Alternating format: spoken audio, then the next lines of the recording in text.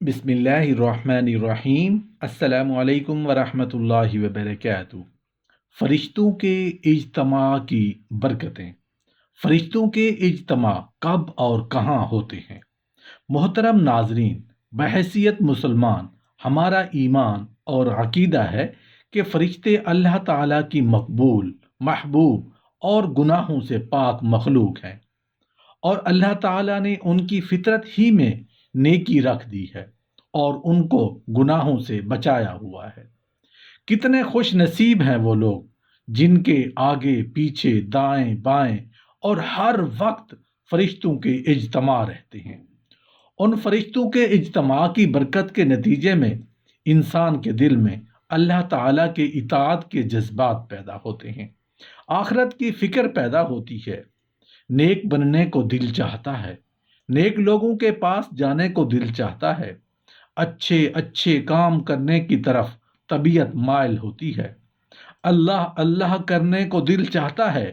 لہٰذا جس طرح نیک لوگوں کی صحبت کے اثرات ہوتے ہیں، اس طرح فرشتوں کی صحبت اور ان کی برکت سے بھی نیک لوگوں کے اثرات پیدا ہوتے ہیں۔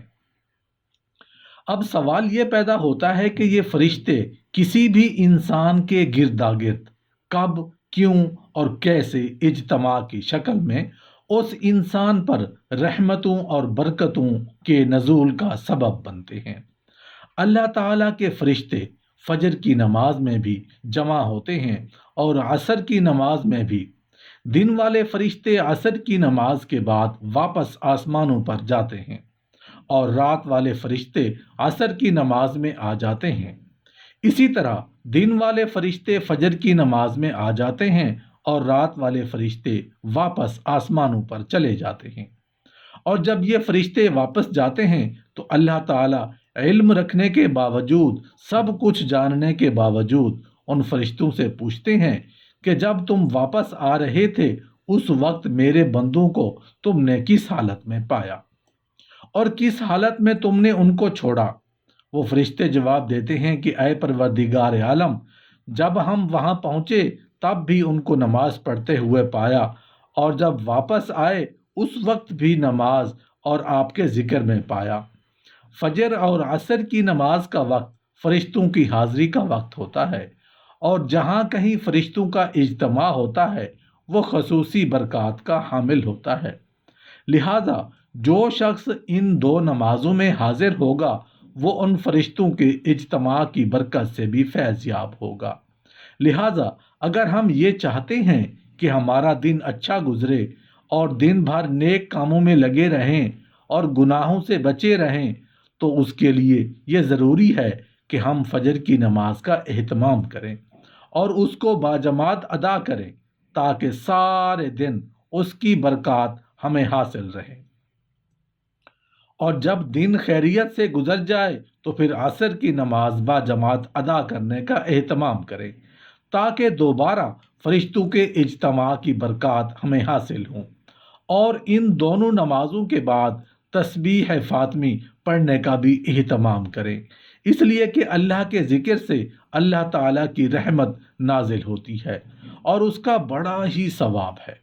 جو شخص عصر کی نماز اور فجر کی نماز قضا کر دے گا تو وہ ایک طرف تو نماز قضا کرنے کے گناہ میں مبتلا ہوگا، دوسری طرف اس کے کاموں کے اندر مشکلات اور دشواریاں پیش آئیں گی، معمولی کام کا اس کا پہاڑ محسوس ہوگا اور اس کے اندر راحت اور آرام نصیب نہیں ہوگا، اور وہ شخص فرشتوں کے اجتماع کی برکات سے محروم ہو جائے گا۔ ایک حدیث میں رسول اللہ صلی اللہ علیہ وآلہ وسلم نے فرمایا، اگر لوگوں کو یہ معلوم ہو جائے کہ عشاء کی نماز اور فجر کی نماز میں کیا ثواب ہے تو لوگ اس ثواب کو حاصل کرنے کے لیے مسجدوں میں پہنچ جائیں، چاہے ان کو گھسیٹ گھسیٹ کر پہنچنا پڑے۔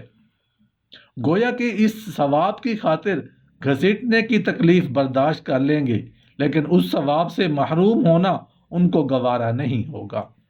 اس حدیث کے ذریعے ہمیں یہ بتایا گیا ہے کہ وہ اجر و ثواب ہمیں معلوم ہو یا نہ ہو، لیکن ہم اور آپ حضور اقدس صلی اللہ علیہ وآلہ وسلم کے اس ارشاد پر یقین رکھیں کہ واقعی نماز فجر نماز عشاء میں اتنا عظیم ثواب ہے کہ اس کے لیے بہر صورت ہمیں جب تک ممکن ہو جماعت سے ادا کرنے کے لیے مسجد میں آنا چاہیے۔